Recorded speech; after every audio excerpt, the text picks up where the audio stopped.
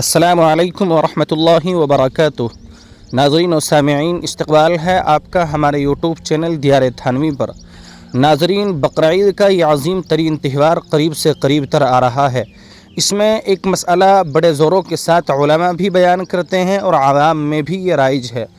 مسئلہ یہ بیان کیا جاتا ہے کہ اگر 7 حصے دار ہیں اور ان 7 حصے داروں میں سے اگر ایک حصے دار اور شریک کی آمدنی حرام ہے یا ان میں سے کسی نے صرف گوشت کھانے کی نیت کی ہے تو کسی کی بھی قربانی ادا نہیں ہوگی۔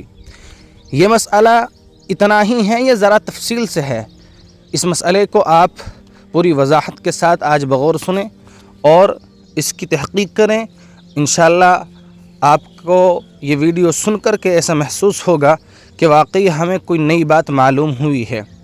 اس سلسلے میں جب ہم کتب متداولہ کا مطالعہ کرتے ہیں اور فقہی نکات کو دیکھتے ہیں تو ہمارے سامنے یہ بات نکل کر کے آتی ہے کہ اگر قربانی کے بڑے جانور میں شریک 7 شرکاء میں سے کوئی ایک گوشت کھانے کی نیت سے جانور میں حصہ لیتا ہے یا اس کی آمدنی حرام ہے اور باقی شرکاء کو بھی اس بات کا پتہ ہو کہ اس شریک کی نیت قربانی کا ثواب حاصل کرنے کی نہیں ہے بلکہ گوشت کھانے کی نیت ہے، یہ اس کی آمدنی حرام ہے، تو اس صورت میں اس ایک فاسد نیت یا حرام مال والے کو اپنے ساتھ قربانی میں شریک کرنے کی وجہ سے سب کی قربانی خراب ہو جائے گی۔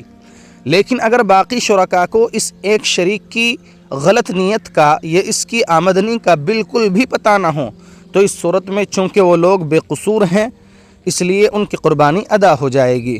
علماء اکرام جو مسئلہ بیان کرتے ہیں اس سے مراد پہلے والی صورت ہی ہوتی ہے، یعنی جب باقی شرکاء۔ بہرحال آپ نے یہ مسئلہ بغور سنا، آپ کمنٹ میں ضرور تبصرہ کریں کہ آپ کو اس مسئلے کے بارے میں اور کیا معلوم ہے۔